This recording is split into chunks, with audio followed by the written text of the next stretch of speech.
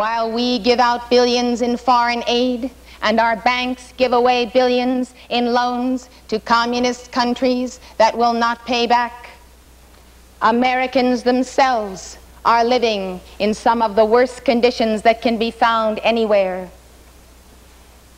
My friends, this is still the United States of America, and these things ought not to be.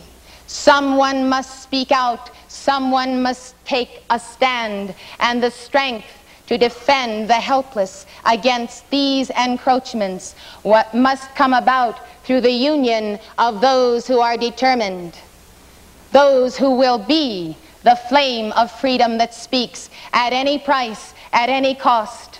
The flame of freedom must speak in America before it is too late.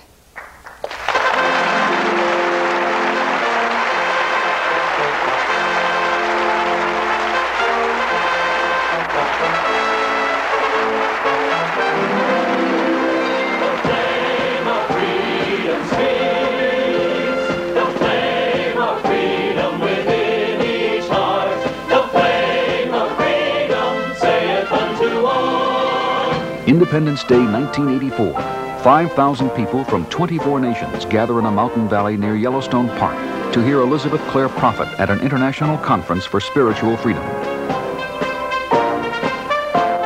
Elizabeth Clare Prophet has a heart for the coming revolution. Noted author, lecturer, educator, and world religious leader, Mrs. Prophet delivers prophetic messages on the critical issues of our time. In her challenge to the people of Earth, who will be the flame of freedom that speaks, she calls for compassion and courage to deliver the nations in this time of trouble. Elizabeth Clare Prophet believes that fiery hearts empowered by God can and shall reverse the tide of the downward course of civilization. Listen now as Elizabeth Clare Prophet delivers her soul-stirring message, The Flame of Freedom Speaks. I hear the world singing a hymn of hope.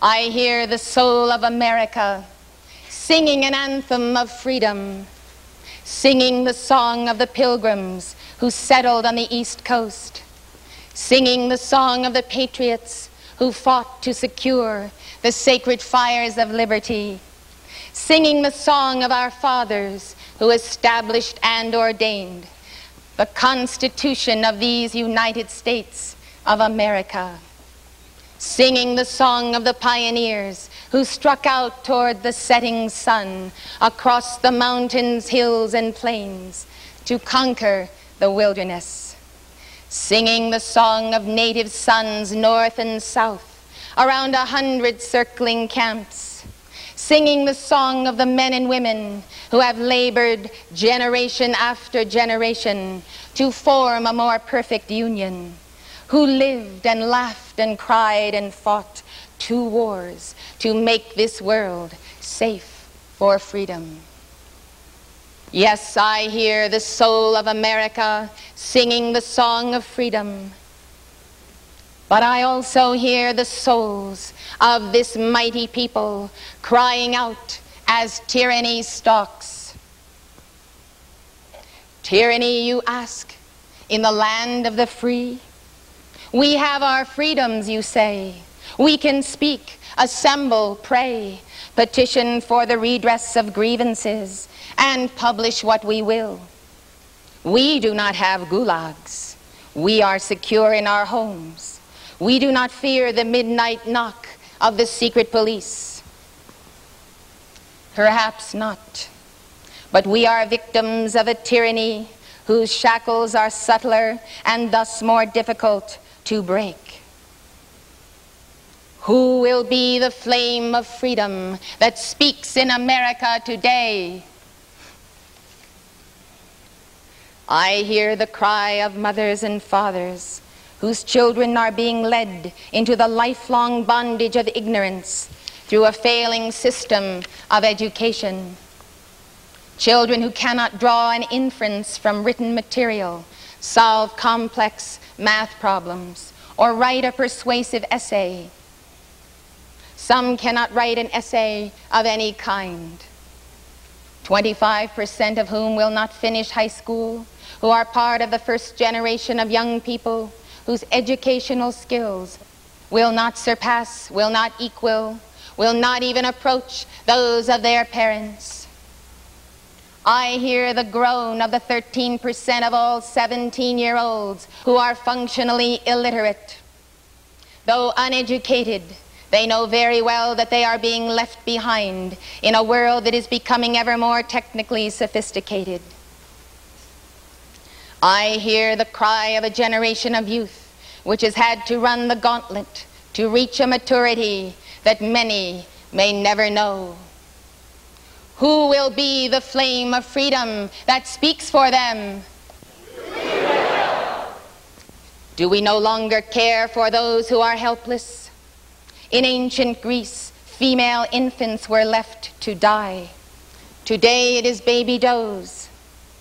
I feel the awful pain of rejection piercing the hearts of newborn children, left to die because of some real or imagined handicap, or for the convenience of their parents. Who will be the flame of freedom that speaks for them?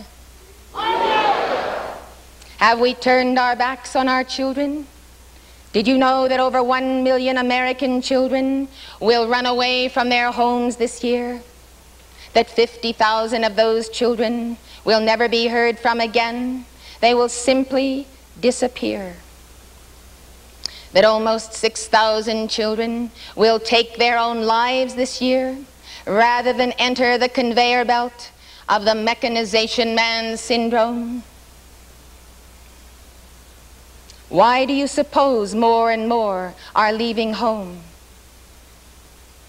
Some children leave for the adventure. Some run away to escape the savage beatings of a parent or guardian. Others because they are the victims of incest or sexual molestation. Still others, the throwaway kids, will be kicked out. The vast majority will end up on the street. Where does a young runaway find a job? I'll tell you. In the sex industry, pornography or prostitution. Incest, child abuse, abandonment, child pornography, and the procuring of children is illegal in every state, but the laws are seldom enforced. There are an estimated 600,000 child prostitutes in the United States today, half male, half female. Who will be the flame of freedom that champions their rights to live a decent life? Consider this case of Jinnah, age 14, born and raised in Seattle. Her father died and her mother left her and her brother in the care of their stepbrother and his wife. This is her story in her own words. Let your heart open and feel her plight. 2.5 years ago, me and my little brother ran away together because of what my stepbrother done to us. He beat us up all the time, and then he raped me 3 times. So we ran downtown. My stepbrother found out where we were. He broke down the door and smacked me with his hands and took us back. When he got us home, he started beating me. I jumped out the back window and went downtown. I was on the streets for about 4 months, and then my little brother ran away and found me. He lives with me.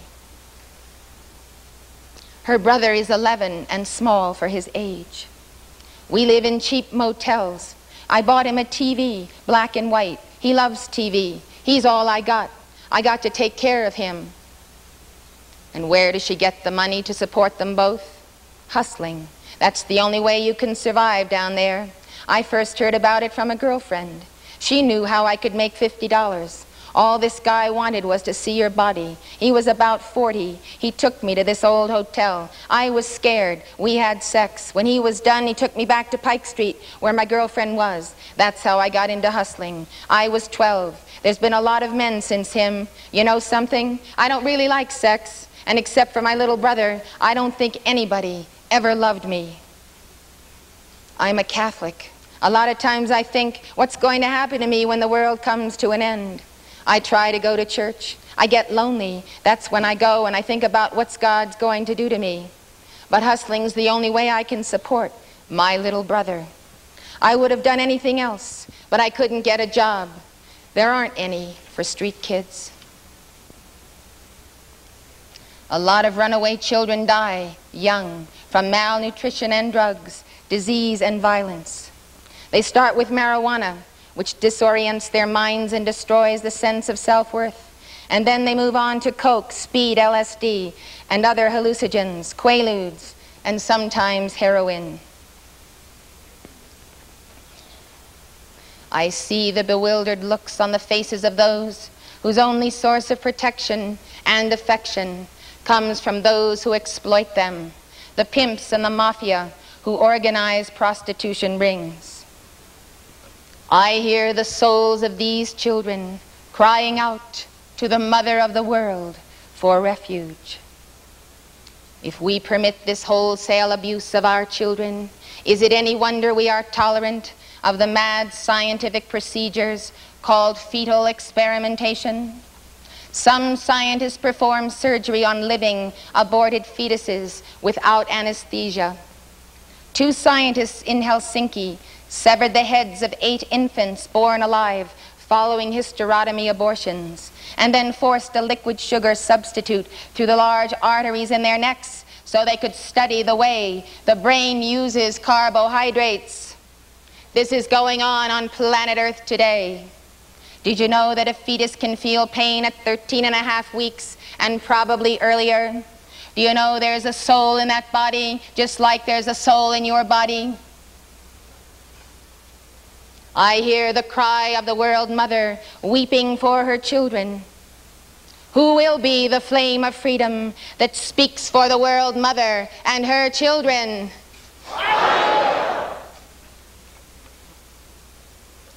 Friends of freedom, this is why we gather in the heart of the inner retreat, to celebrate our freedoms, our victories, and our way of life, and to freely also discover what are those things that are eating away at the very fabric of our life, at the very body and consciousness and soul of our being. Did you know that in the 1930s, U.S. Public Health Service investigators left blacks with syphilis untreated so they could determine the long-term effects of the disease? Did you know that? Is anyone telling you that? This is our government. Or that in 1953, the people of St. George, Utah, were exposed to deadly nuclear radiation and were told there is no danger. This is our government. Yet we, the people, are the government. Are we going to stand by and be the guinea pigs of some people when the government belongs to all people? No! Did you know that between 1945 and 1962, 250,000 U.S. servicemen on our own soil were exposed to high levels of radiation without their knowledge or consent as part of a government experiment to test human, psychological, and military responses to nuclear stress? Did you know that the early batches of polio vaccine were contaminated with a carcinogenic virus called SV40, and that the public was not informed? Did you know that during the 60s, researchers from New York's Memorial Sloan Kettering Cancer Center inoculated elderly patients with live cancer cells without telling them in order to measure their immune response? Even though we hear a lot of talk about improving the so-called quality of life, many people, in fact, have a callous disregard for life, from infanticide to the next stage of euthanasia. The duty to die pronounced by Colorado Governor Richard Lamb. To these unannounced experiments upon an unknowing civilian population, to the simple fact that it is still legal to smoke tobacco. Cigarettes are the leading cause of preventable premature death in the United States. 58,000 Americans died in Vietnam. 300,000 Americans will die prematurely this year due to cigarette-related lung diseases. Is it surprising then when an Agent Orange exposed Vietnam veteran enters a VA hospital seeking an examination for cancer of the bladder or liver, he is often given a psychiatric examination? Who will be the flame of freedom that speaks for them? Between 1975 and 1982, 7 years, the Defense Intelligence Agency has reportedly received over 1,600 reports about American soldiers missing in action in Southeast Asia who are still alive. Soldier of Fortune wrote about gaunt, hard-working crews of Americans in prison camps who were wearing Asian clothing and who were kept apart from the rank and file of other people. Let the flame of freedom speak. Let the flame of freedom speak. Let the flame of freedom speak. Let the flame of freedom speak. I hear the cry of the Black and Latino women who are involuntarily sterilized without their knowledge or consent. Freedom of speech? Yes. But what good does that do a victim of radiation poisoning who will die from leukemia? Freedom of the press? Well, we can write about these abuses all we want if we can find out about it in time to make a difference. I hear mothers and fathers weeping over the senseless death of 241 Marines in Beirut. Who will speak for those Marines now silenced by neglect? They did their job, but did our government do its job to protect them? No. And I hear the outrage of 269 souls who lost their right to be the flame of freedom that speaks when KAL Flight 007 was exploded out of the sky. I hear the stirrings of the souls of a nation as it slowly awakens to the fact that others have deprived them of the freedoms they came to believe were their birthright. One of the rights most fundamental to the establishment and maintenance of our freedoms is the right to own private property and to determine its use. This right is being eroded daily. I hear the cry of the people forced out of their homes by the federal government for a crime no worse than that they lived in or near a national park or forest. The people of Cuyahoga Valley, Ohio, were driven from their homes when the National Park Service condemned their entire town and then reopened it as a museum to show what it was like when people lived there. Churches, schools, businesses, all were condemned. I hear the cry of Betka Lankowska, a retired single parent living in the Malibu Canyon area. Since she lived in a high-risk fire zone, she could not get fire insurance on her home until she removed the brush and weeds from several acres of land behind her house. She was required to get a permit from the California Coastal Commission to clear the land. And for the permit, she had to have a hearing. She applied for the permit in the spring of 1978. In October, she finally got a hearing, but the permit was held up until her property could be searched for a potentially endangered species of weed that was thought to live in her area. She was told that if she removed so much as a bush from her land before the permit was issued, she could be imprisoned or fined for $10,000. As Californians know, the wheels of the Coastal Commission grind slowly. While Betka was still waiting for her permit, the Malibu Agura fire of 1978 swept through the canyon and destroyed her home and everything she owned. She had no insurance. Who will speak for the common people, the little people whom Abraham Lincoln loved? Who will speak for these people who are defenseless against the bureaucracies and the momentum gaining of the power elite? Who will speak for them? I hear cries of despair, groaning from the spirits of the 1/4 to 2 million homeless Americans plagued by hopelessness and shame. While we give out billions in foreign aid and our banks give away billions in loans to communist countries that will not pay back, Americans themselves are living in some of the worst conditions that can be found anywhere. I hear the cry of the unemployed, the steelworker, the miner, the lumberjack. I hear the cry of the farmer who hangs on to his land, hoping he will be in business this time next year. Foreclosures and bankruptcies are mushrooming in the farm industry. Take the case of David Denley, a talented, aggressive 41-year-old farmer whose 850-acre spread is going under. He suffered an $80,000 loss on his livestock in 1981, a lowland flood in '82, and a drought in '83. It was even a greater brutality that drove him out of the business: high interest costs.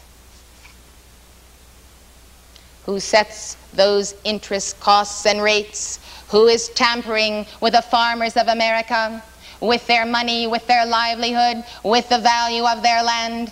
Who is it? Let them be exposed by the flame of freedom that speaks.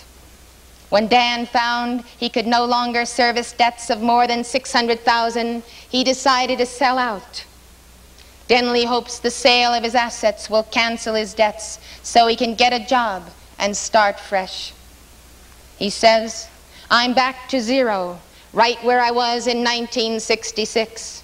When I'm in a crowd or at church or in town, that works on me. I get this feeling that we failed. I suppose we did." My friends, this is still the United States of America, and these things ought not to be. Someone must speak out, someone must take a stand, and the strength to defend the helpless against these encroachments what must come about through the union of those who are determined, those who will be the flame of freedom that speaks at any price, at any cost. The flame of freedom must speak in America before it is too late.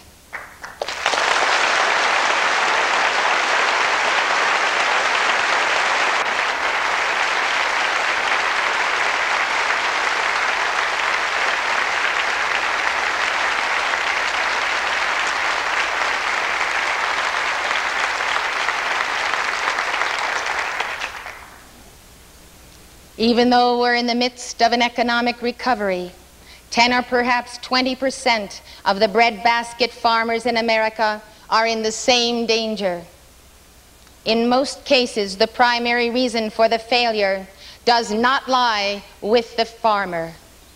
As in the case of the homeless, the unemployed miner, the steelworker, the black teenager, the electrician, or the mechanic, the overriding culprit is the state of the economy, with which these people had nothing to do. They are the victims of the manipulators and the spoilers in our midst. The cycle of boom and bust, of inflation and recession, is not a natural part of the economy. It is created artificially by the Federal Reserve System and the federal government, and it is exploited fully and to the hilt by the banking industry. Although most people don't completely realize how it operates, they understand the effects. When the money runs out, we have to rely on the mission, says Michael Hartwell, an unemployed forklift driver from Flint, Michigan. Kids don't understand recession and depression and all the big words adults use. They just know their stomach's empty and it hurts. And in the land of plenty, their stomachs ought not to be empty. Who is depriving the people of their rightful and lawful inheritance? Let them be exposed by the flame of freedom that speaks.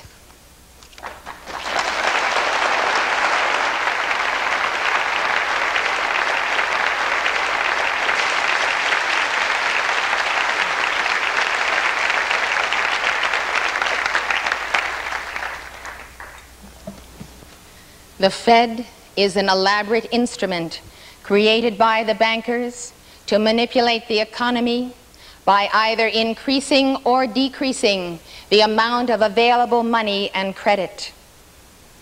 Its actions influence the health of markets and inflation and interest rates. The Fed is supposed to fine-tune the economy. It is debatable whether it does or even can do that. But there is no question about the Fed's ability to influence the economy and the lives of individuals.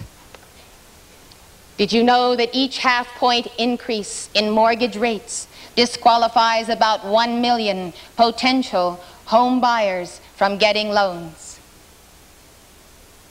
A few men's decisions can alter the life of millions of Americans, and these men were never elected by we the people. I hear the cry of the people of America held in bondage by the gross mismanagement of the economy. I hear the cry of the people who put their money in Bank of America, Citibank, Chase Manhattan, Manufacturers Hanover Trust, Morgan Guarantee, the Chemical Bank, and Continental Illinois, whose irresponsible directors turned around and loaned it to nations that will never pay them back. That money comes out of the deposits of hard-working Americans who have lived by the ethic of being thrifty and saving and watch their savings grow by interest, not expecting that those very savings would be stolen by thieves within the banking system. Bankers and government leaders are busily looking for a solution to the world banking crisis brought on by the $800 or so billion of international debt owed by third world and communist nations to Western banks. Why is all this money going out of the country? What is the stated goal and purpose? Is it greed only, or is it a madness for power, and power to control the world, or power to create a one-world economy? What is the grand design of those who send away America's money and do not feed her own poor, do not take care of her aged, and have to debate whether or not it's worth paying the medical bill to keep a child alive who needs extensive care upon being born? Who are these great creators of our destiny who do it with our money, yours and mine? Who are they? Let them be exposed by the flame of freedom that speaks.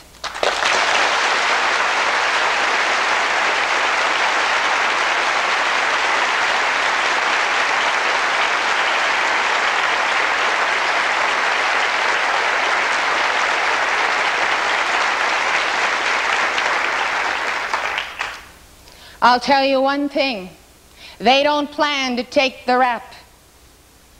They are not going to suffer the loss when bad debts don't get paid.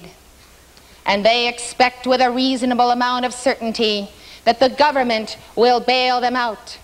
That means the taxpayers will bail them out, either through direct infusions of dollars from the Treasury or through credit pumped into the banks by the Fed. That is artificial money. And the more money they make, the more money is around, and the less your dollar is worth. And therefore, a bite of your dollar is going to support these big bankers, supported by a federal bureaucracy that you did not vote for, a machine and a decision that is not your own.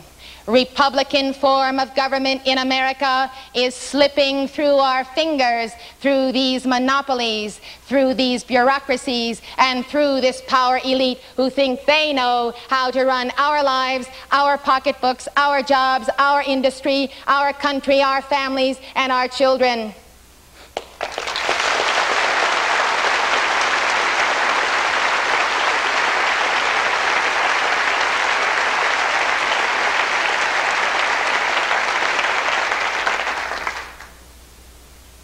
In either case, it's the government's policy not to let the big banks fold. Little banks, savings and loans companies can and do fold every day. They're the work and the dreams of the little people. They're the heart of private enterprise. They're usually bought up by one of the mega banks like Chase. But a big bank has the power of the federal government behind it. Why? Why doesn't the federal government represent the little people? It was founded in order to guarantee the rights of the people against tyrants. Have we forgot? Now it's the tyrants who are being defended by our government. And who is the voice of the people? Who will be the flame of freedom that speaks for this nation? Before it becomes a dictatorship, not unlike the Soviet Union or Nazi Germany. You think that is so far away? You don't know. It's subtle, it's creeping, and it happens to little people everywhere, every day. They cry out to God. But do they have the money to defend themselves? Can they fight the monolith of power that is emerging in this nation, heartless, to crush the individual? What's the matter with individualism? What's the matter with the identity of the individual person? Why can't he be unique and different? Why does everybody have to be numbered by computers? Why does everybody just become a number in their system?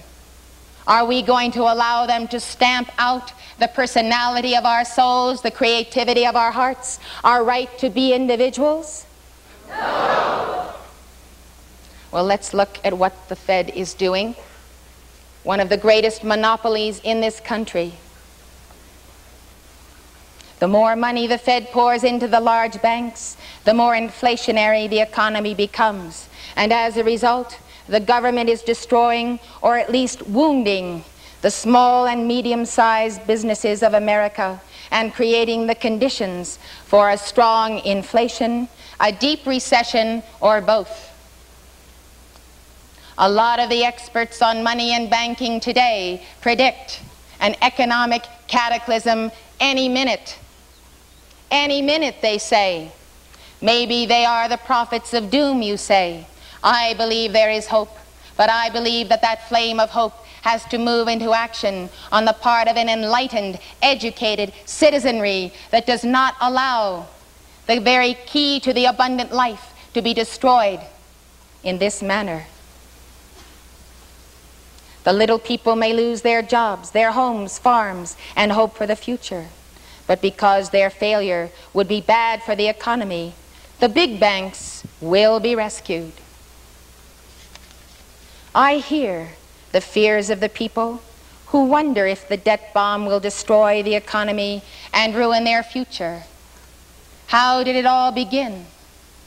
It started with the Congress giving its control of our money system to the Fed, which enabled what have become the mega bankers to control the system covertly. After the Great Depression, caused in large measure by the Fed, the federal government became increasingly more protective of the banking industry, particularly the big banks, so that we would not have a repeat of the Depression. This was the rationale of government control. So the bankers turned the government's guarantees to depositors into an insurance policy to cover the bad loans they have made to foreign governments and to give them the confidence they needed to make so many bad domestic loans. But since it's not the government's policy to let large banks fail, they can count on being bailed out when the going gets tough. On your money, my money, or funny money that isn't even real and makes us feel wealthy when we're not. Did you know that in 1982, the federal government gave Western banks $177 million to keep Poland from going into default by covering the interest on loans owed to those banks? You wonder why Solidarity didn't make it? Because this government decided to protect the international bankers instead of the freedom fighters in Poland. That's why. Did you know that the federal government extended $120 million in credit to Romania at 7% interest to enable their communist government to build nuclear steam generators? How about backing the faltering steel industry? How about helping our farmers? How about shoring up America? What do they have in mind?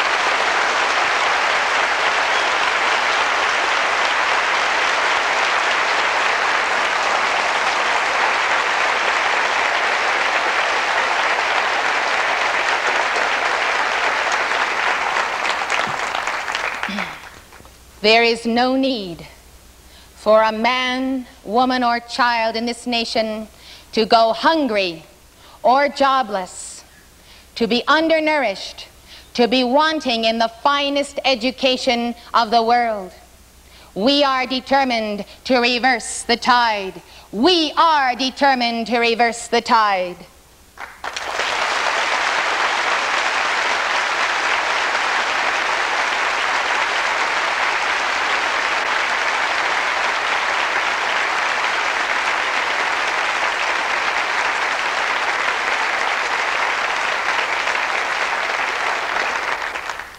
There is enough room in this great land for every aborted baby annually to live, to grow up, to be free, and to have enough room, livelihood, and jobs to enjoy a fruitful life. There is enough room for all of the aged whom we are told ought to die. There is enough room for the handicapped. There is enough room for all of us who come into life together and must share the grand burden and the noble experiment of a free people, and by doing it right, export that example to all nations. We are the flame of freedom that must speak for a world, and if we do not speak, who else will? Who else will speak if we do not?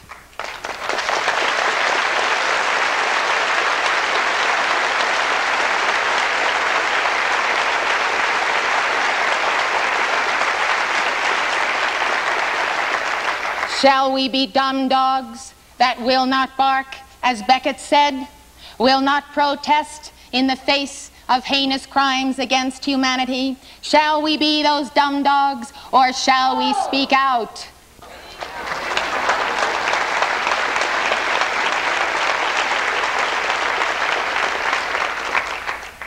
We have a Goliath in our midst. Did you know that in June of 1983, Congress, in what has been called the big bank bailout, gave the International Monetary Fund $8.4 billion in funding, an increase to help cover loans to communist countries that were not paying back what they borrowed from U.S. banks? Who would suffer if the communist countries were allowed to default? The bankers would collapse, the communist nations would collapse, and the little people of the world would rise up in the flame of freedom and once again claim their nations, their banks, their institutions, and their industries for freedom.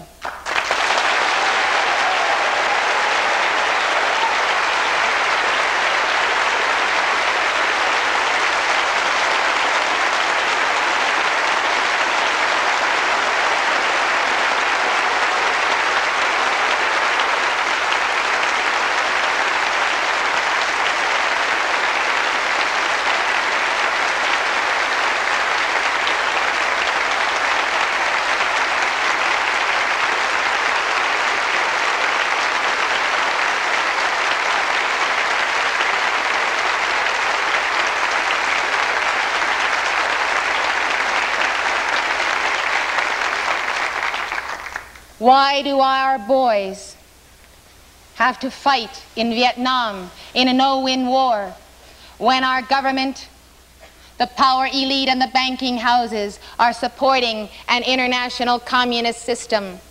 They're supporting it for managed conflict so they can also manage the outcome. That's what they're doing. Why should our Marines die in Beirut? Why should they die anywhere? Why should any freedom fighters of any nation have to die fighting world communism when it's already a dead beast? We just need to let it go.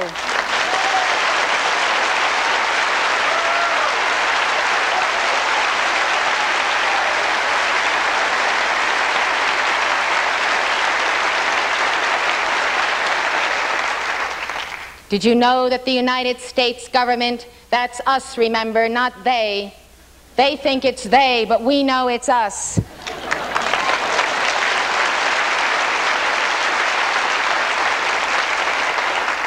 What they did in our name is to guarantee more than $70 billion in direct loans to the Soviet Union from the private bankers. That's what they've done with our money and our flame of freedom. At $17.67 billion, the Soviet Union is the largest recipient of loans subsidized by Western governments, as the Wall Street Journal recently asked. The Soviet subsidy loan level, never before acknowledged by the lending countries, raises an interesting question for Europe's political and business leaders. When did taxpayers in the lending countries ever decide to subsidize communism?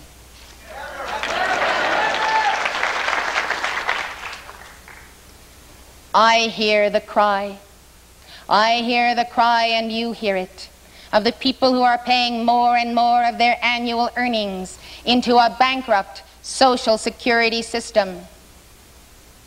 In order to honor its obligations, today's workers may have to pay a payroll tax of more than 40% for each worker earning $20,000 a year. As it is, the social security system lives from bailout to bailout. And there are great inequities in the system. Listen to this. A black male born today has a life expectancy of about 64 years. But based on current legislation, which has pushed the retirement age to 67 on the average, that black male will not live long enough to receive any benefits at all. But he will pay into the system all the days of his life and owe his soul to the company stole.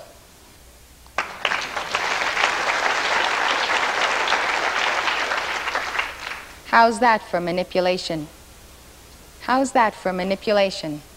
Create the retirement age above your life expectancy and promise you in the end, you'll get your benefits.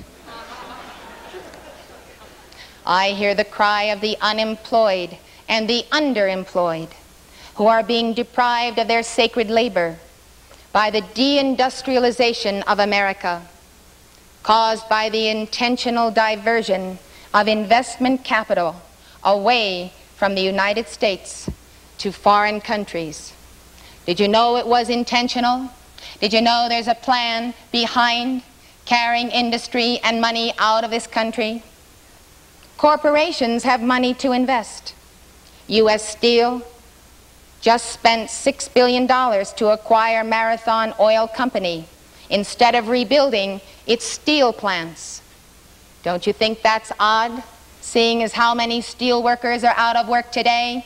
One of the great crimes of America today, that our government, our economy, and the moguls of industry have allowed our own steel industry to go down.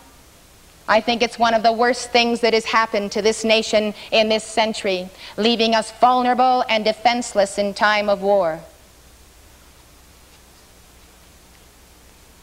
General Electric added 5,000 workers to its payroll by adding 30,000 foreign jobs and reducing its United States employment by 25,000 jobs. Who are the heads of these multinational corporations that have no loyalty to America and by heart and by their deeds prove themselves not to be true Americans? In part, deindustrialization is motivated by a plan to develop international specialization of labor in order to make it easier to establish a new world order. A new world order. The economies of the nations are being rearranged by the international bankers and by the multinational corporations. They want a new world order where the little people of the nations have nothing to say about what they do. In fact, where the little people are the slaves of the state and the economy. I hear the soul of George Washington, who declared, "It is our true policy to steer clear of permanent alliances with any portion of the foreign world. So far, I mean, as we are now at liberty to do it." We are giving away bites of our soul when we give away our money, our economy, our industry, and our Panama Canal.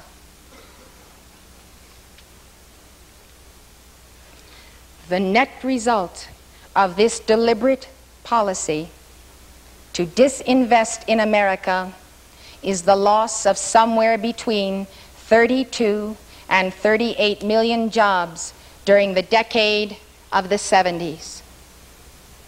It's not just a job that's lost, it's one's life, one's self-esteem, one's dreams, one's life. All that one has worked for one's children and one's family. Generations of one's own family gone before, knocked out because someone is rearranging our life and our world according to their design, not ours. We better find out who they are and what they're doing through the flame of freedom that speaks in our breasts.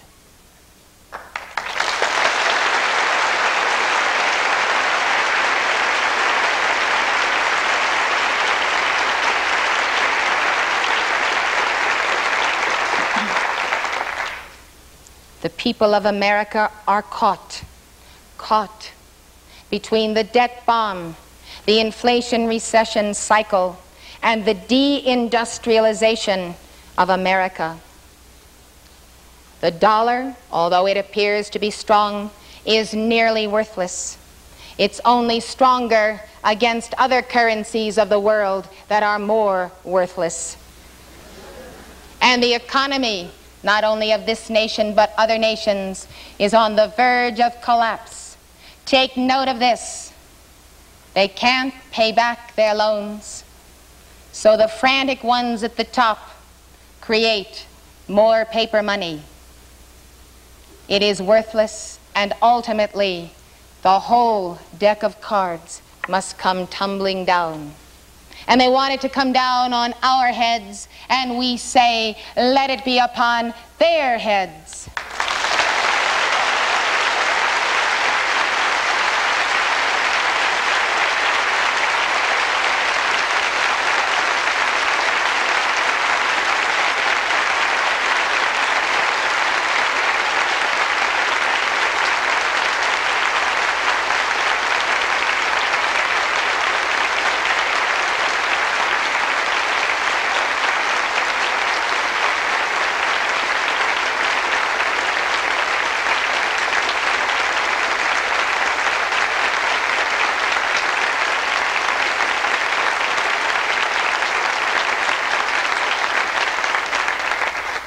This is the American Revolution, 1984.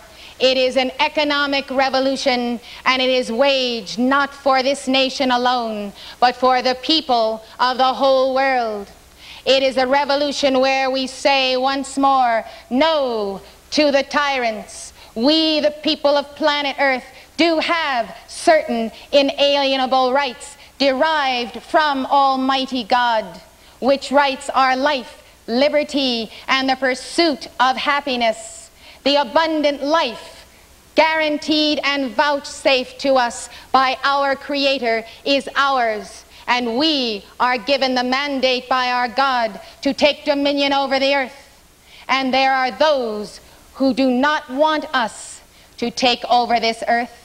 There are those who have not believed that the earth is the Lord's and the fullness thereof. They want the world and its control for themselves, for their little nuclei of power elite. Beloved hearts of freedom worldwide, I address you. Our first premise: greater is He, the Almighty One, who is in you, than he that is in the world.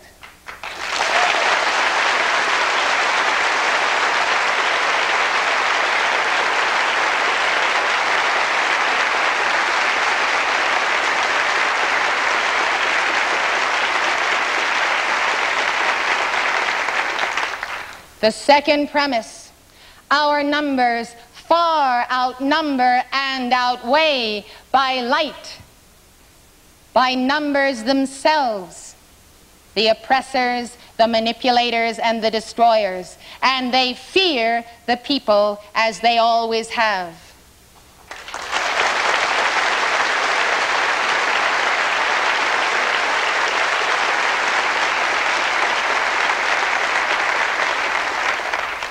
The tyrants of this world, the power elite, the moneyed interests, they have their power by your consent and mine, by your money and mine, or by our combined lethargy.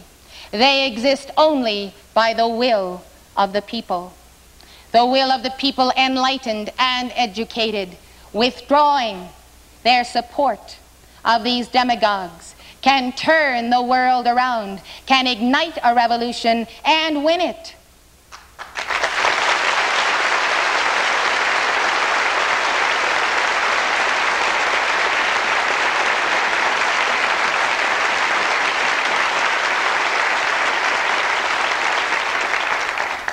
Their tactic is intimidation by reverse psychology. They make us believe that we need them, when the reverse is true. They need us.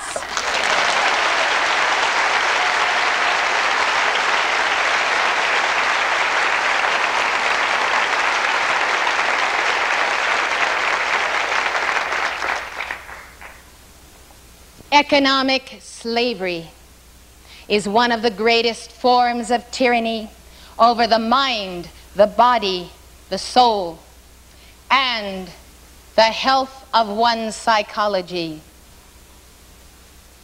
We, the American people, should be enjoying the abundant life God gave to us, and instead we, the people of the greatest nation on earth, are being oppressed by the gangsters and sociopaths who have been playing with our money for decades.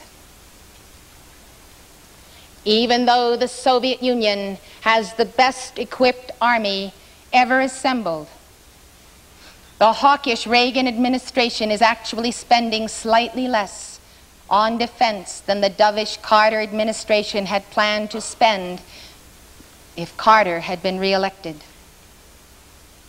Carter's administration had planned to spend $210 billion on defense in 1983. The Reagan administration spent $209.9 billion. Even though that is a lot of money, do not rest easy. Much of our defense budget is wasted. I hear the groan of the American taxpayer serving a wasteful bureaucracy. On May 30th, the House of Representatives took note of the excessive prices the Department of Defense pays for spare parts. The Pentagon is spending $9,000 for a 45-cent wrench, $436 for a $7 hammer, $466 for a $1.49 tool kit. You think my figures are in error? They're not. I will tell you where they come from. They come from greedy middlemen. They come from paying experts who have to make sure that the wrench or the hammer or the toolkit are in fine and working order. And all kinds of people pushing paper. Everyone wants to get padded from the defense budget. And those at the top want to justify bigger and bigger budgets. And so they have to show on paper that they need that amount of money. It is not money, as many Americans think, that gets a job done. It hasn't done the job in education. It doesn't do it in nations more socialistic than our own. Money is not the key to a nation. It's the community of the Holy Spirit. It's the mystical body of God. It's hearts one in the living Christ who understand that there is more than dollars and cents to life. And that's why the little people always survive in these debacles. Because they weren't living on money and material goods in the first place. They never had enough.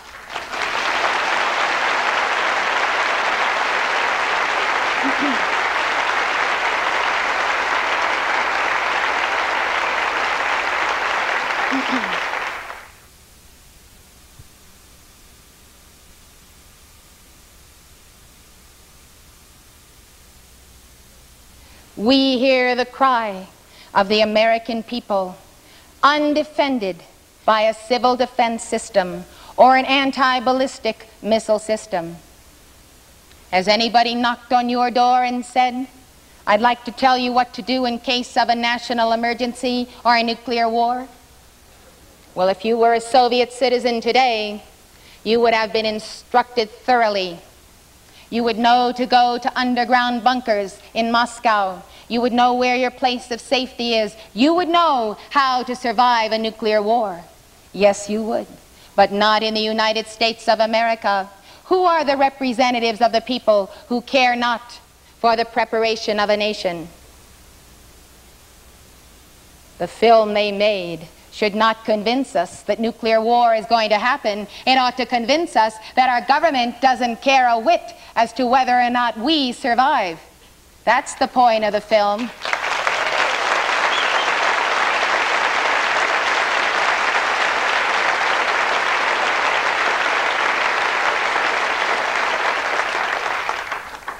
That's why we got together and said, we better do something about it ourselves. We better set aside a piece of land and a haven where we can prove that we can be economically self-sufficient, where we know we can survive when all else fails. Because when they have a problem, when the system goes, they will bail out, and they will be not looking to help the little people. This church does not spend its money on a massive television campaign. It spends its money on its members, the individual members, and their future and safety and livelihood. That's where we put our money, and that's where we put our flame of freedom.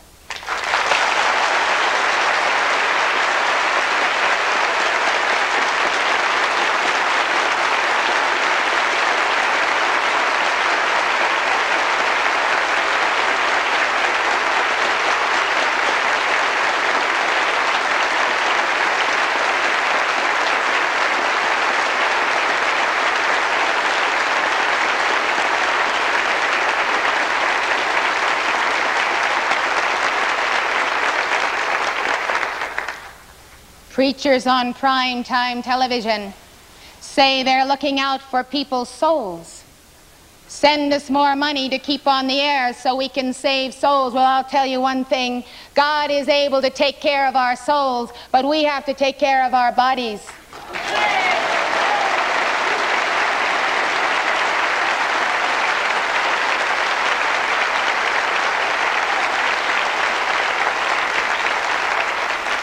Those false pastors are feeding themselves. And will they feed the people when the time comes? No.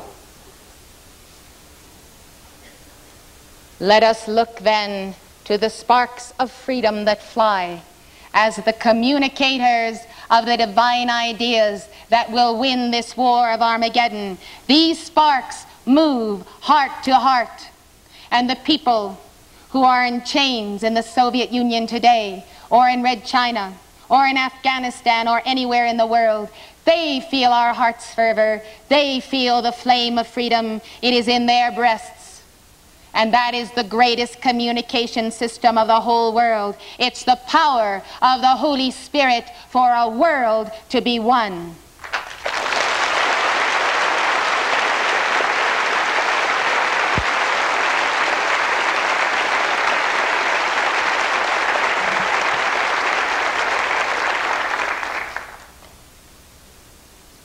I hear the cry from the subconscious of the American people.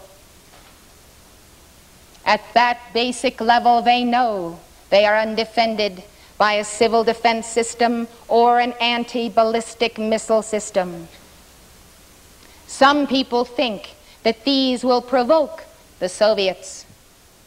They have not studied history and they have not learned their lessons.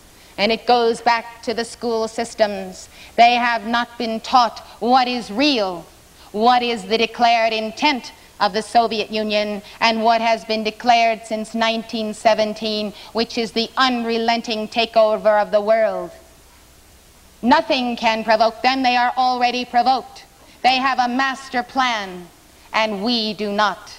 We are reactors instead of the prime movers of the freedom revolution on planet Earth.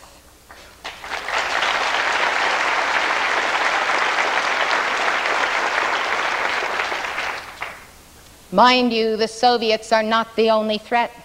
What happens when Gaddafi gets a bomb and a delivery system? Did you know that in 1983 the U.S. intelligence report said that Libya already had 5 crude but effective nuclear weapons? Wouldn't it be worth the trouble to have a system that could save Washington, D.C., or New York, or Chicago, in the event that some madman tried to destroy 1 or 2 of our cities? After all, Nostradamus, and he was pretty accurate, he said they would ultimately fire rockets and destroy New York. He said it would come to pass, and those who have interpreted his prophecies say it is so within the next 10 to 30 years. We know that a people one with God can change a psychic prediction or even undo the prophecies of God when they spell calamity, because the only calamity that God ever allows is that which has to come tumbling down on people's heads to wake them up and make them realize they're out of alignment with a universal law of harmony. And therefore, if people will wake up without war and cataclysm, God will spare the hand of his prophecy, his dire prophecy. And he only gives it to warn us so we can save ourselves before it is too late.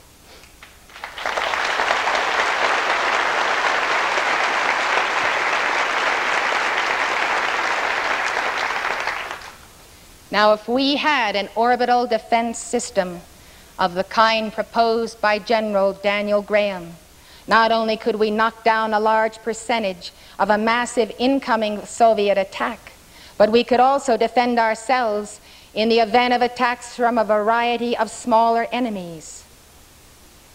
And in the unlikely event a Dr. Strangelove fired our missiles at the Soviets, we could shoot them down rather than leave the Soviets with the choice of passively accepting an American first strike or returning fire.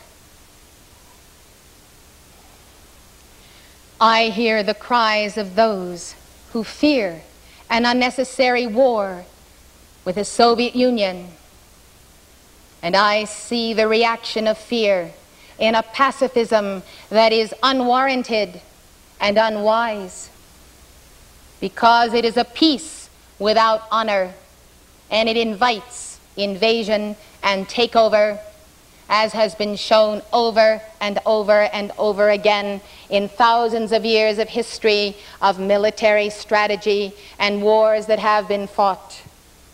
Pacifism never wins. Peace, backed by the flame of freedom that speaks, is power, and it's the power of the people.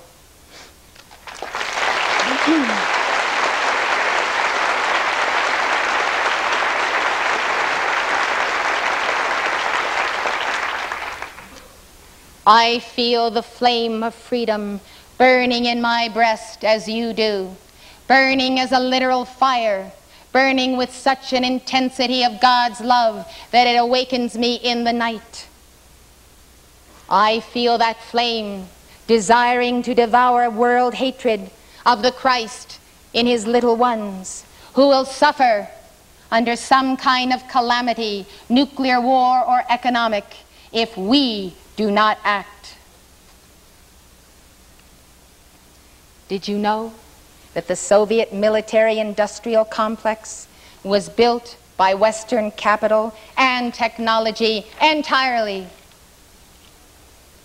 Did you know that the Order, a conspiratorial group that appears to be the power behind the American establishment, creates wars and revolutions for its own purpose, world takeover? Well, before you deny it or scoff, you better read about the expose by Anthony Sutton. You better read about the documents and the irrefutable evidence that he presents in his books. Yes, the Order builds its strategy around the Hegelian dialectic. They build up conflicting systems, pit them against one another in war or economic strife or ideological clashes, driving brother against brother. And they're confident of gaining greater power and control over the nations by manipulating the outcome. The financial powers of Wall Street built up Hitler's Germany and the Soviet Union. If you don't believe it, check the facts before you deny it. We can't remain ostriches forever. This has been done and it's well known. This is the power elite creating and managing conflict, and then for their own un-American ends. World War II, with its 20 million deaths, was the result of managed conflict. Industry in the United States, at the impetus of the bankers, backing both sides for a predetermined and pre-desired outcome, while the little people are fodder in the dreams of world conquest of these power elite. Now the same financial and industrial powers are building up the Soviet empire. The Soviets, of course, believe war with the West is inevitable.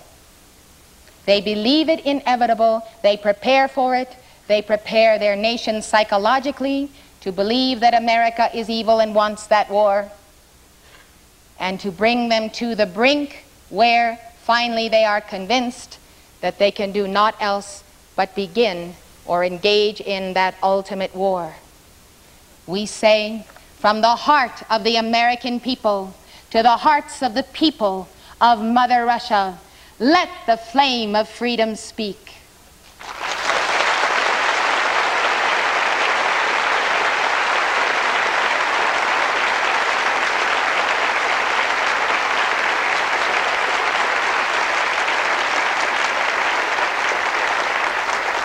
Let the flame of freedom carry our message far and wide.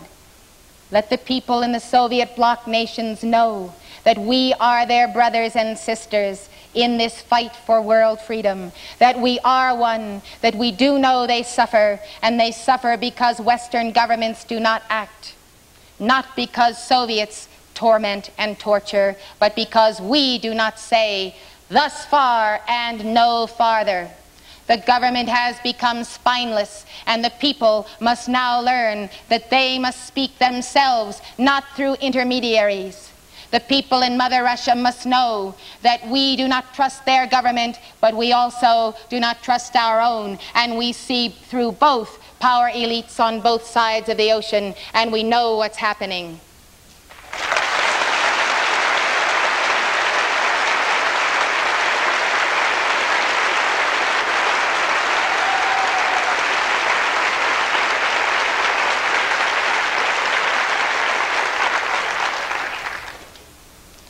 I hear the cry of freedom in the soul of Andrei Sakharov.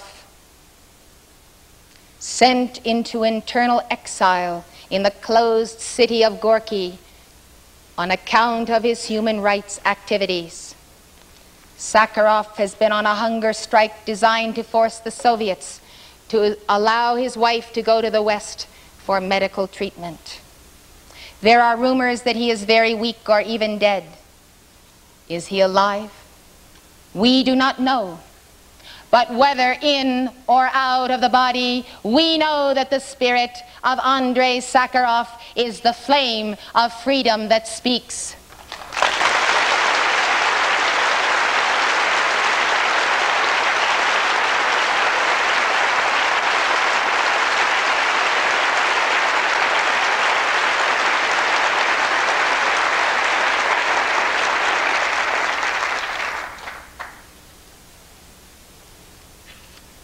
Well, the Soviets say he's fine. Being fine is a matter of definition. They said Andropov had a cold. And then he dropped off.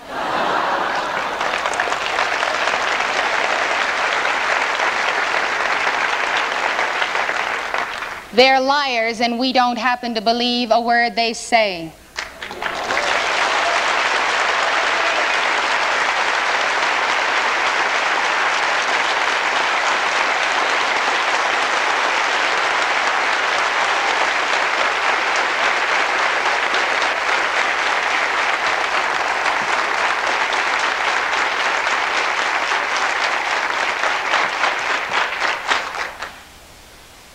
As a matter of necessity, the Soviets crush any form of dissent. They have a wide variety of prisons in which they put dissenters, extermination camps, special camps for women and children, or they can put them in a psychiatric prison where inmates are injected with drugs which can turn a healthy person into a vegetable. It's happening every day. And their souls are the souls that cry out in the flame of freedom. Who will answer them as they waste away in this incarceration? We will surely answer them with the greatest love, the greatest action, the greatest prayer force and decree momentum that the world has ever known.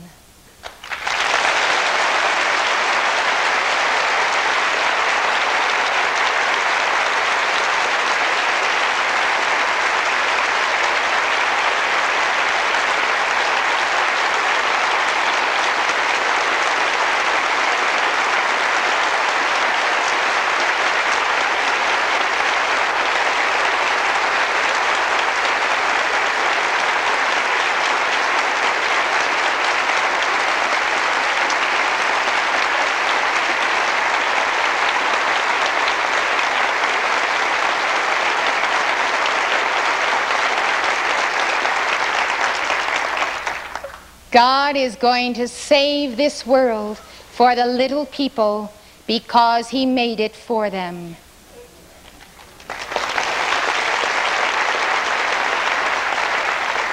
Sometimes prisoners are bound in a wet straitjacket and tied to a bed.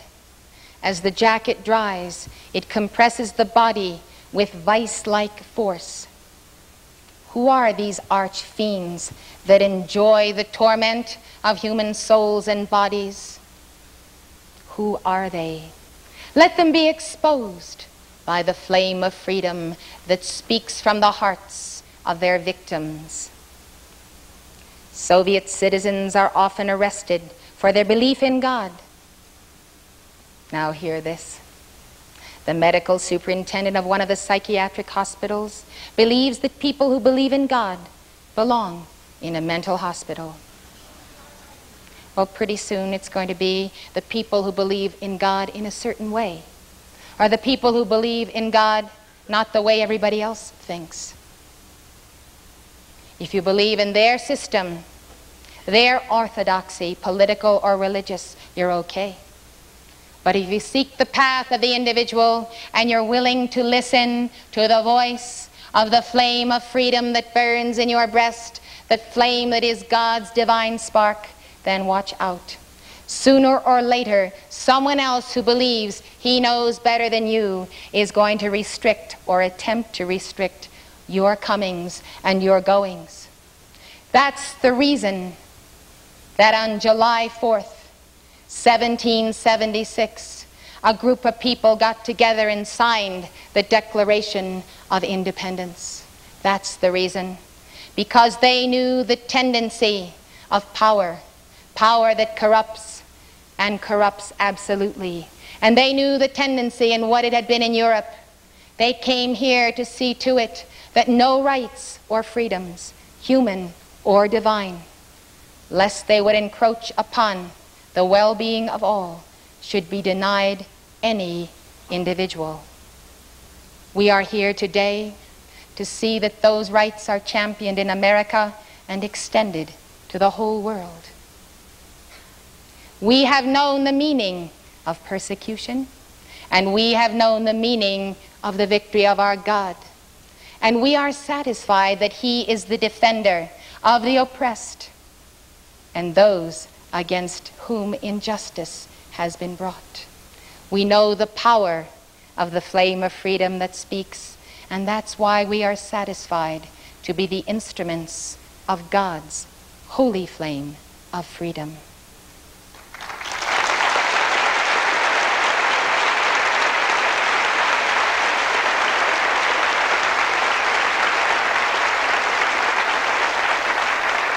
There are 100,000 Christians in Soviet prisons today. We pray for them. Some are incarcerated for the crime of organizing prayers at funerals, organizing baptisms without prior registration with the government, and giving religious instruction to children.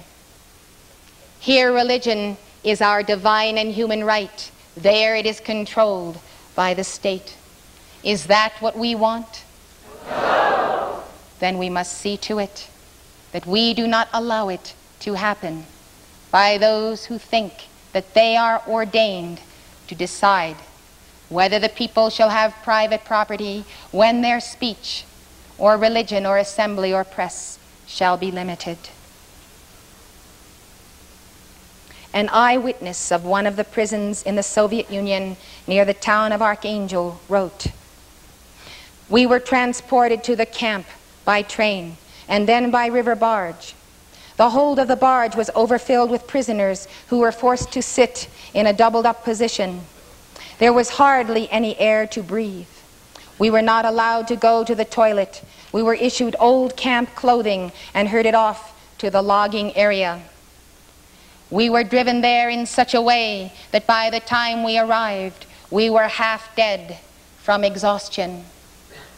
I bring these things to our attention today as we celebrate our independence, lest we forget that while we enjoy freedom, some people suffer the abject degradation of their very humanity. Lest we forget. For fear of ending up in the isolation cell or at being put on hunger rations, we devoted all our energies to the work assigned to us, sinking into the deep snow in the process.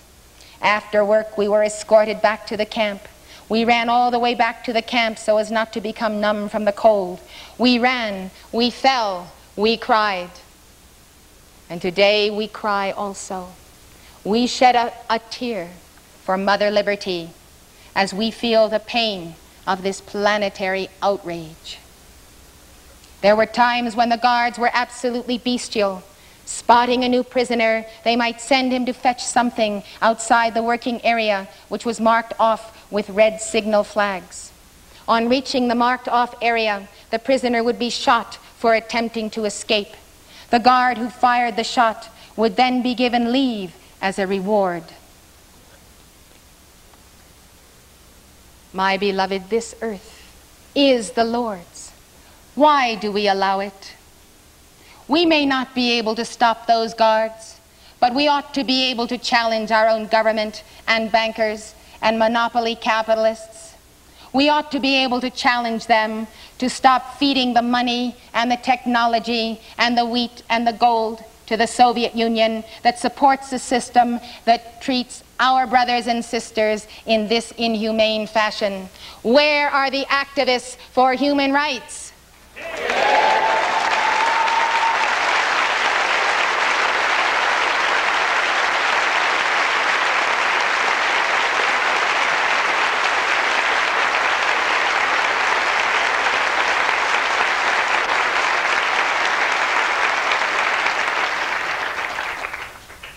My heart is filled with the joy of the flame of freedom today, but I do not block out the suffering of my soul that I allow to be sensitive to pain, so that I will never forget to pray for these ones.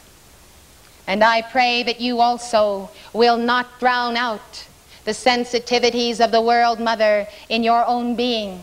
Drown it out through entertainment and the pleasure cult and drugs and all manner of surfeiting and noise, endless noise, bombarding the outer senses. It is time to go within and feel a planet in distress. Feel the pain of the World Mother as she is in travail to give birth to the Christ in every single heart.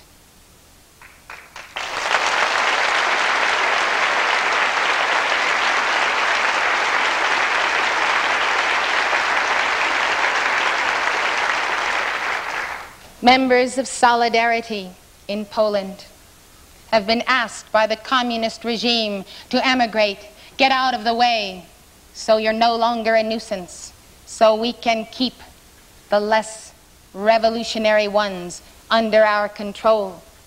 They have refused to leave their country.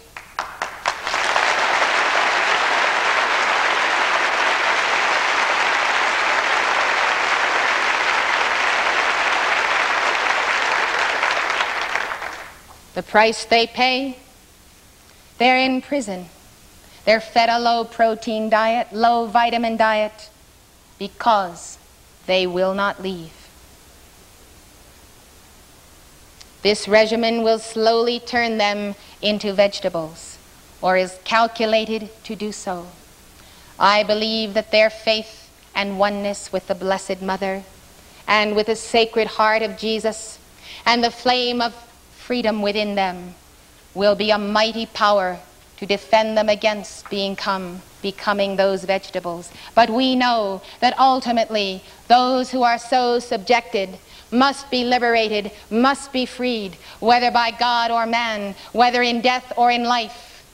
And it is high time that we as Americans stopped turning our backs on the fact that the regime in Poland is alive and well today by the federal government of this nation, by the monopoly capitalists, and by the international bankers. That's why the system didn't come tumbling down. That's why Solidarity didn't win. That's why.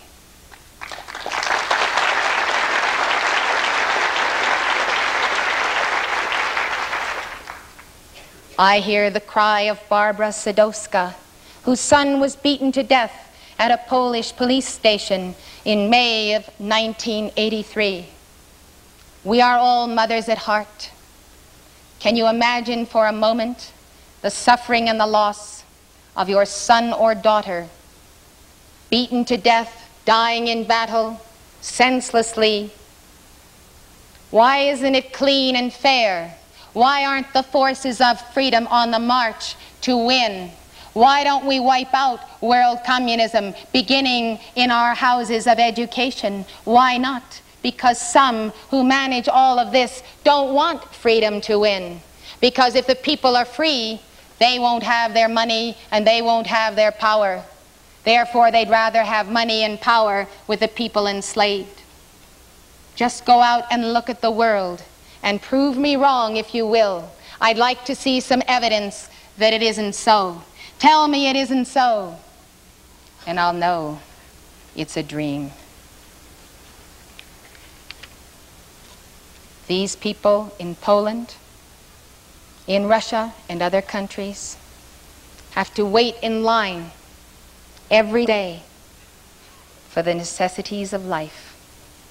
The bread that ought to be theirs, withheld by control. It is inhuman. It is degrading. It is designed to break the will and the creative spark of anyone. In Poland, they ask, what is 3 miles long and eats potatoes? The answer, a Polish meat queue.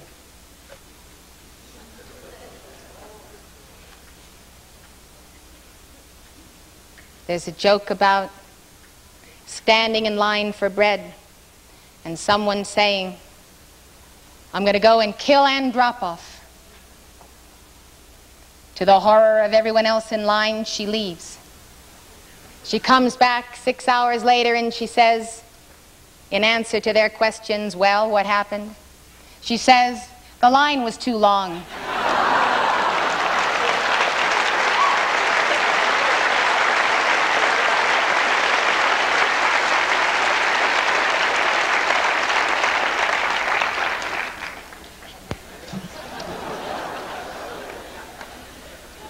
While its own people do not have meat or bread or the necessities of life, this, mind you, being supposedly the ideals of communism. The Soviet Union is engaged today in 6 insurgencies, defending itself against forces fighting against the Soviets in Afghanistan, Mozambique, Angola, Nicaragua, Ethiopia, and Cambodia. People in these nations today are offering armed resistance to Soviet hegemonism. 6 areas of Soviet conquest. Are they haphazard? They are there by design, the design of world takeover. In Mozambique, the MNR guerrilla movement seems to have the upper hand over Marxist President Samora Machel. In Angola, UNITA, led by Dr. Jonas Savimbi, has control of a large portion of the country. But 30,000 Cuban troops keep the Soviet and Cuban-backed Marxist-Leninist MPLA government in power. And who pays these 30,000 troops in Angola? Gulf Oil, which provides Angola with about 80% of its revenues, keeps the Cubans there. And since they could not afford to give Castro the $100 per soldier per day they are reportedly paying for his mercenaries, we know where it comes from. This is a very simple example of a Western multinational corporation funding the communist takeover of a free nation. And the peoples of that nation, bound by that economy, must act independently of that subsidy to the communists, which does not make it a fair fight. And still, they are in control of areas of the country. Now, who of all free governments of the West have offered to help the people defend their free land? Who goes out to help them? Not even a capitalist corporation will throw its weight into the side of the freedom fighters. This is the great tragedy and travesty of our time, that bit by bit the world is being devoured by communism, and the American government is not preaching to its people that soon there will be only one nation left that is free. Or will it be free by the time the whole world is enslaved? Will it be too late? I think we should act today, not wait for ourselves to be surrounded, not wait for the whole world to be subjugated. And you know, as I know, that the first to die when the communists march in are their lists of freedom fighters. And thus they kill off generations of professionals, of educated people, and of the daring revolutionaries.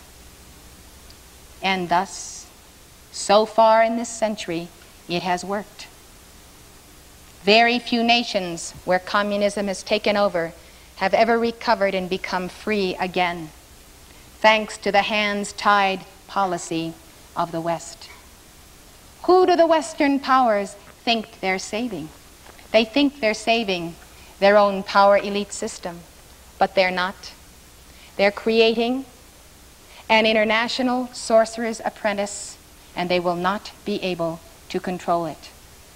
Unless we, the people, make the difference, one day there'll be another reign of terror, and their heads will roll, and they will find out that they could not control their managed conflict, that one side or the other got out of hand. And of course, there's always betrayal and rivalry among the power elite. That is the characteristic trait they have shown in all ages. So much for Mozambique and Angola, freedom fighters standing their own. In Nicaragua, a variety of groups, the FDN, the ARDE, the Mosquito, Sumo and Ramo Indians, the Catholic Church, and a business group are trying to oust the Sandinistas. And our Congress debates whether or not we should help the freedom fighters in Nicaragua. While students in our institutions of higher learning are told that it is the communists we should fight for and support. If they knew the real history, if they knew the truth, they would stand on the side of the flame of freedom, because they would know that the communists perceive anyone who betrays his own government as the first who must go, because he will also be a traitor in their system. In Cambodia, the Khmer Rouge and two non-communist groups, the Khmer People's Liberation Front and the National United Front for an independent, neutral, and peaceful Kampuchean government, are trying to oust the government of Heng Samrin, which was installed by the Vietnamese communists in December of 1978. Who will help them? Who will help the people of Cambodia? I can tell you one thing. I know a lot of red-blooded Americans who would fight for the people of Cambodia if their own government would not stab them in the back and betray them in the process.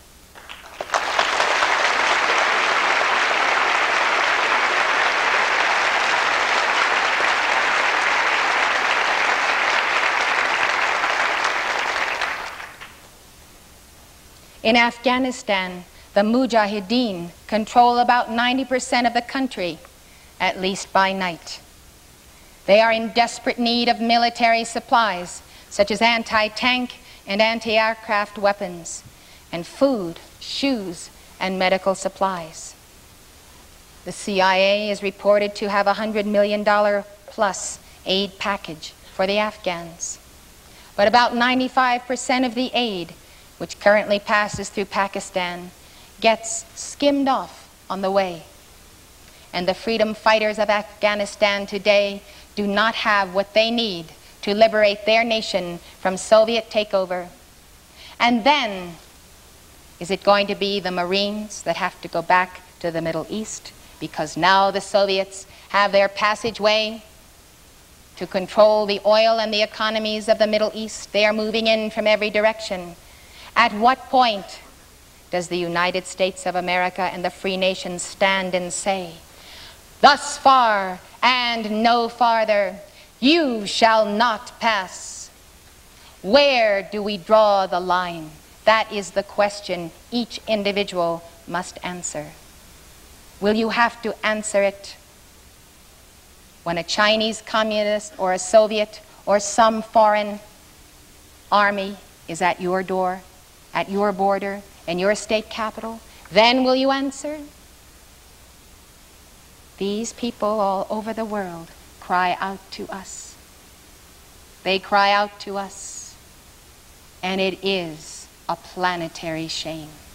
It is a disgrace beyond disgrace that we who have won our revolution are not still fighting for freedom.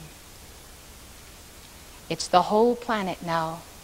It's not just a nation half slave and half free. The question is, can a planet survive half slave and half free? We say it cannot.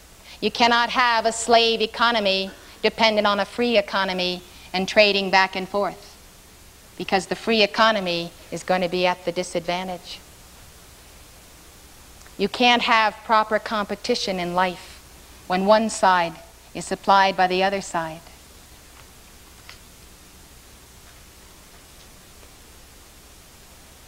Nikolai Ryzhkov, a 19-year-old private who deserted the Soviet army, says the morale of the 100,000 Soviet soldiers in Afghanistan is extremely low, and that the drug problem among those soldiers is large. He says you can imagine how happy the rebels are to sell their hashish for guns to kill Russians. Russians selling their guns for hashish. Sounds like the corruption of Vietnam, only then it was the communists corrupting our men with hashish. Ryzhkov was told that he would be defending the Russian border from Chinese and American mercenaries, but he saw none. The Soviet Union exports franchises of totalitarian government, somewhat like we export McDonald's or Kentucky Fried Chicken.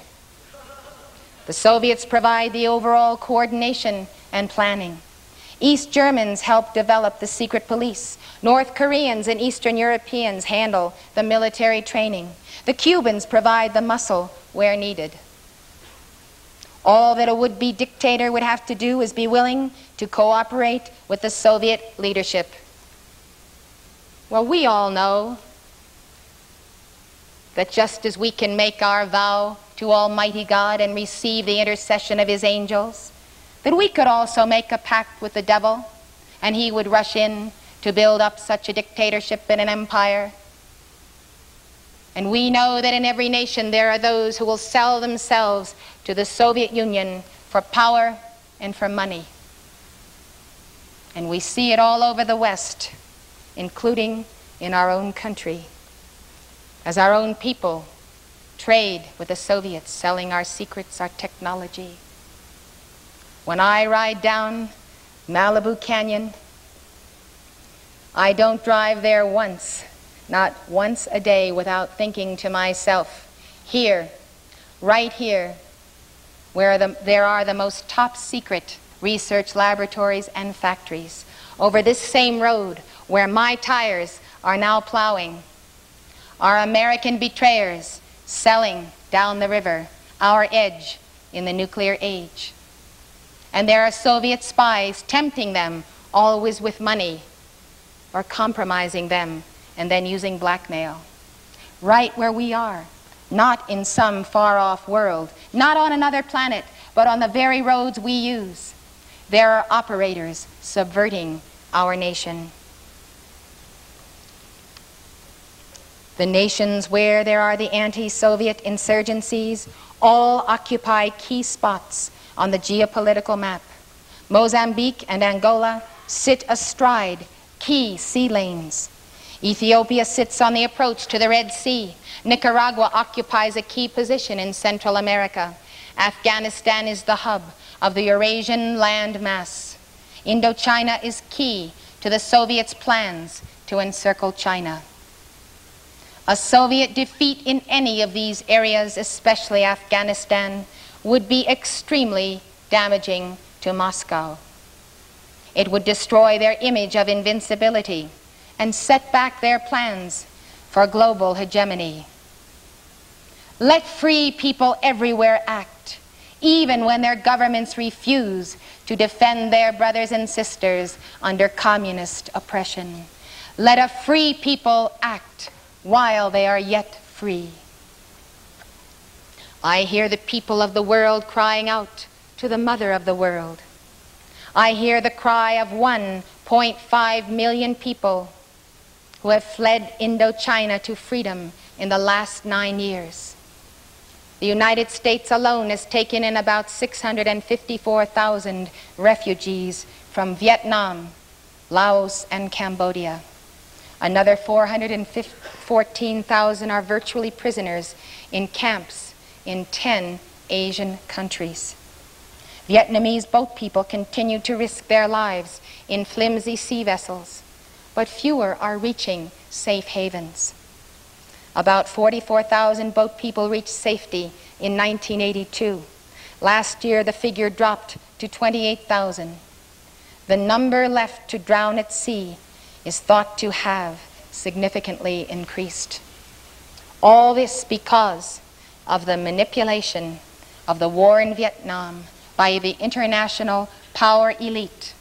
And our own men have suffered as much as the people of Vietnam themselves in degradation, disorientation, and having to deal with the raw fact that they were betrayed by the government and the people of this nation in Vietnam. I hear the cry of the people of Cambodia who were devastated when from 1975 to 1978, the Khmer Rouge killed 2.5 million of the nation's 7 million people. And we knew it was going on. And we knew it was because we pulled out of Vietnam. And then in '78, they were invaded by the Vietnamese. We hear the cries of the thousands who disappeared in Argentina between '75 and '82, who were abducted, tortured, and murdered by extremists. I hear the flame of freedom crying out for a haven through the person of Ixia Yuran, who 2 years ago climbed out of a window in the Chinese consulate in San Francisco and asked for asylum in the United States, receiving escapees from communist nations is one thing we can do without impunity. It's one thing we can hold out, the flame of freedom. If you can get here, we'll take you. Not so. Not so.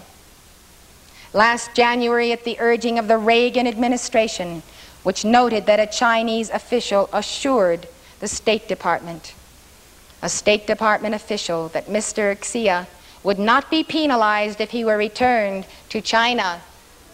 Would any of you believe that? No. I don't think the State Department believed it either.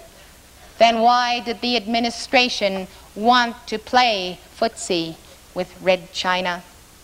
Why does it want to get along with those who torture their people? The Chinese physicist, Mr. Ixia, was denied asylum by a federal immigration judge. Where is he? And what has happened to him today?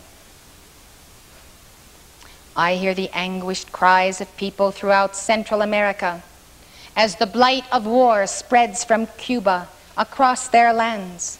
I see the repression and militarization of Nicaragua taking place, where the right to dissent is denied, where freedom of the press and assembly have been abolished, and where religious freedoms have been curtailed. 10,000 Cuban soldiers who have taken over the security police have helped make the Nicaraguans captives in their own land. Just imagine yourself. Imagine Cuban troops marching in today and saying, "You have no right to be free in America." Since the Sandinistas have taken over, Nicaraguan Jews have had their rights systematically violated. The Protestant Mosquito Indians were slaughtered or herded into concentration camps, and their crops and villages were destroyed. Members of Somoza's National Guard have been hunted down and killed, often by the vest cut, the cutting off of the arms and legs and leaving the victim to bleed to death. How do men become worse than animals when indoctrinated by Marxism? What is it about this filthy system that causes people to maim others? Fanaticism in the extreme right or left succumbs to the ungodly nature and propensity that all of us must put out, must subdue by the flame of freedom. From '79 to '83, communist guerrilla attacks have caused $826 million worth of damage to the El Salvadoran economy. Right and left-wing death squads terrorize civilian populations while the nation struggles valiantly toward democracy.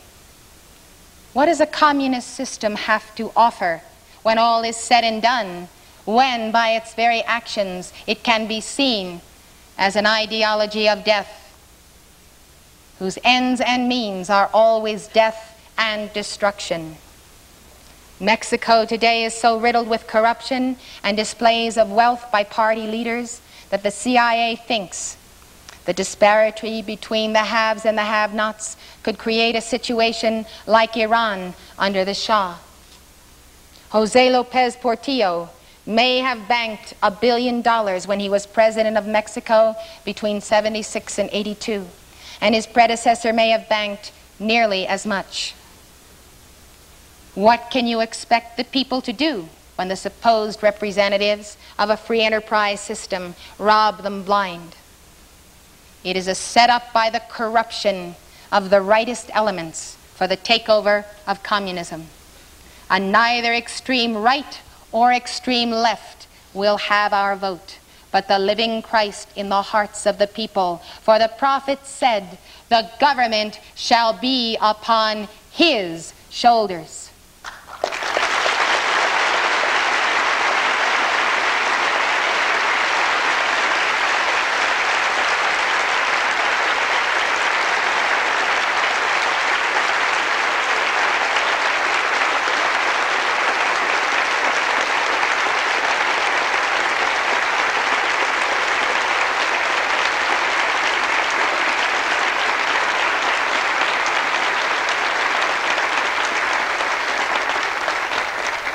We believe that by the divine spark, the Christ flame that God has placed in our hearts, that we have the right and the ability to be self-governed. We look not for the kingdom here and the kingdom there, for a savior in a political ideology or system. We do not think we are going to be saved by socialism, by communism, or by capitalism. We believe that we are going to be saved by the living Christ with us, the Lord, our righteousness.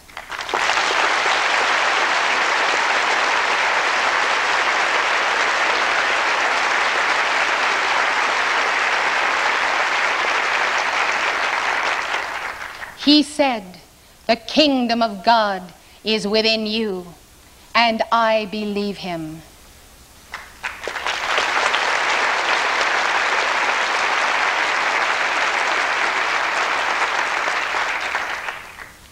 We hear the cries of terrorism and war arising from conflict in India between the Sikhs and the Hindus in the Punjab, taking more than 1,000 lives and causing over $1 billion of damage to the economy of the Punjab. Strife among brethren proves that they follow a religion of the letter and not of the spirit. A religion has become a fanaticism when in the name of it people can kill or deprive others of their rights or destroy their countries or believe they are received in the arms of Almighty God.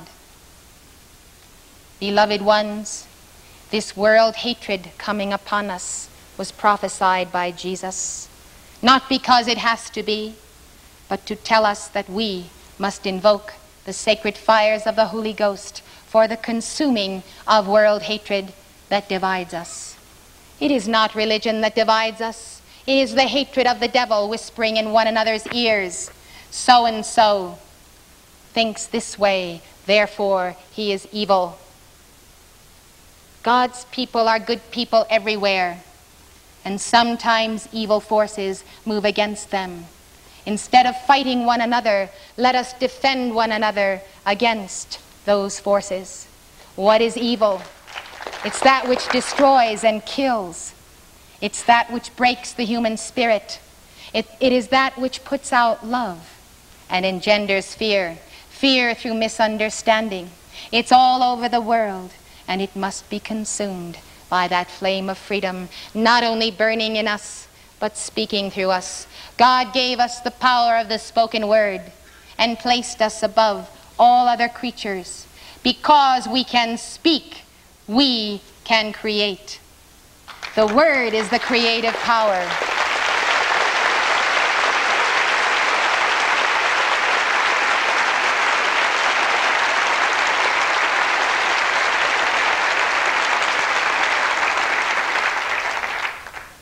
Jorge Valls is a plantado. That is, he is a die-hard Cuban patriot who would not be re-educated nor compromise in any way with Castro or his regime. He was imprisoned for 20 years by Castro. He wrote frantically, secretively, using scraps of paper and cloth and ink made from spittle and dust or his own blood. He documented the full horror of life in Castro's prisons and endured the last 4 years of his 20-year sentence incommunicado, in solitary confinement. He was released from prison, praise God and not Castro. On June 21, 1984, he was released.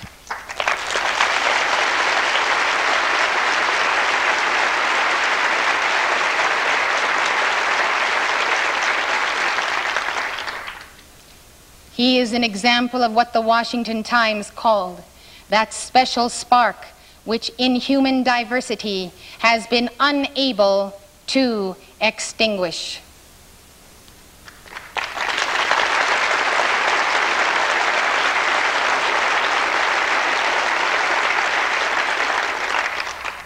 Castro allowed him to leave Cuba, and today he is the flame of freedom that can speak freely. And he is finally and at last rejoining his wife. Lou Peters had an auto dealership in Lodi, California. When the mafia tried to buy him out, he went to the FBI. He helped them gain enough information on Joe Bonanno, a mafia boss, that Bonanno was convicted of conspiracy to obstruct justice in 1980, which led to a 5-year sentence in federal prison. In the course of his dealings with the mob, Peters voluntarily divorced his wife, Marilyn, for the safety of his family. This is the heart of a patriot. Although his wife was aware of the circumstances, Lou told no one else, including his daughters. For Lou, the challenge of the mafia was a matter of basic old-time patriotism. He said, "If I don't do this, who will?" That's the attitude.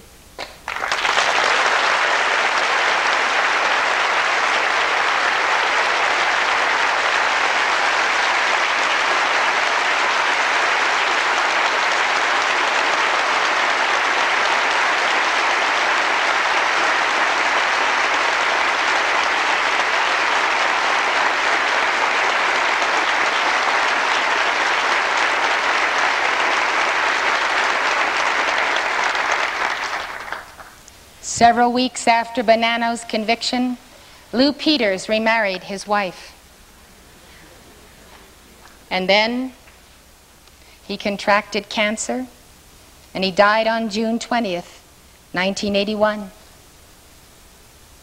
His tombstone was engraved with the following words: "Honor thy country. Honor thy country." We who are believers in a continuity of life, in the law of reincarnation, can appreciate the inner life of the soul of Lou Peters. We can imagine mighty angels strengthening him for this sacrifice made for you and me. He realized that the economy is under attack by gangsters, not only the mafia, but all whom we have named.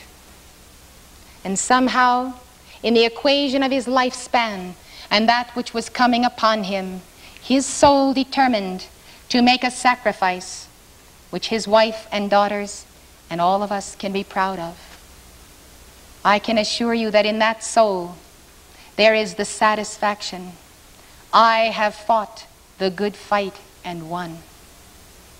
May we all see to it that we ourselves remember the words, that these dead shall not have died in vain. For all who can no longer speak, for they have fought their battles and gone on. For the saints who wait under the altar of God, we must say, these dead shall not have died in vain. We will be their voice of the flame of freedom that speaks today.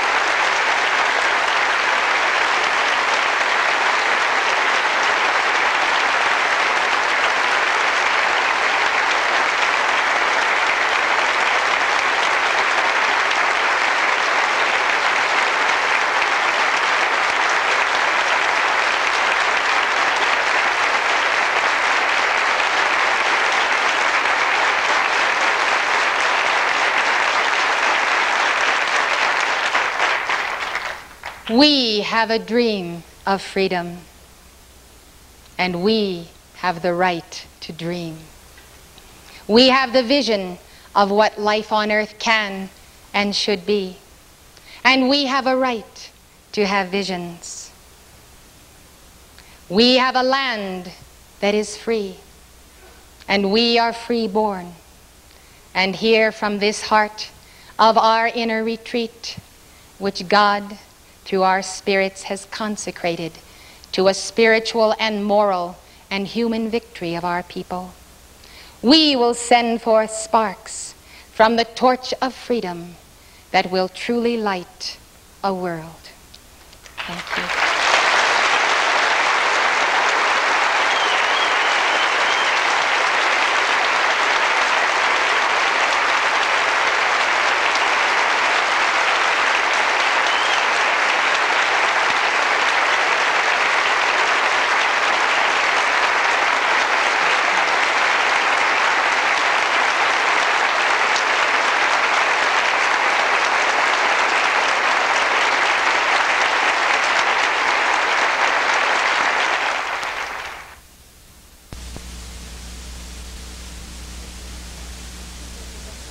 Keepers of the flame, friends and neighbors, this day we celebrate the meeting of our fundraising goal for our fall payment for our ranch, finally and fully met and transferred to Malcolm Forbes.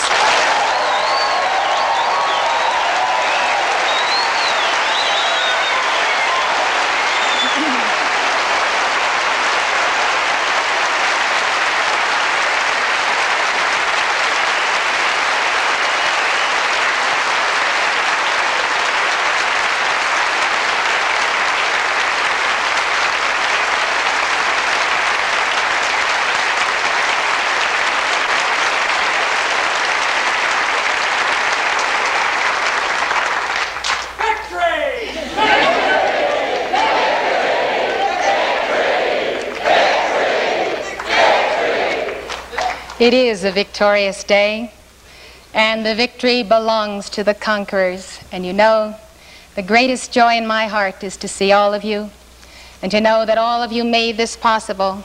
The Swedes, the Danes, the Germans, the Australians, the Americans from every state, the Canadians, those from Central and South America, all of you have said, this is our shrine, this is our land, this is where we want to make a statement that a people can yet be free, economically, spiritually, in their families, in their education, in all that they think and say and do. And so, this land is your land, this land is my land, this land was made for you and me.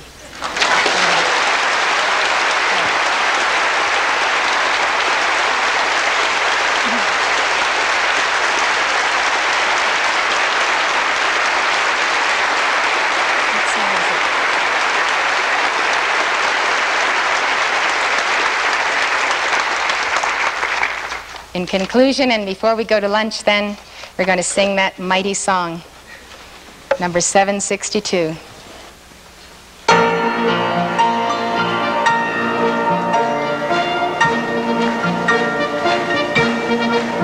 America, we're 100 million strong, and we believe in you. America, call on us if things go wrong, and we will always see you through. America,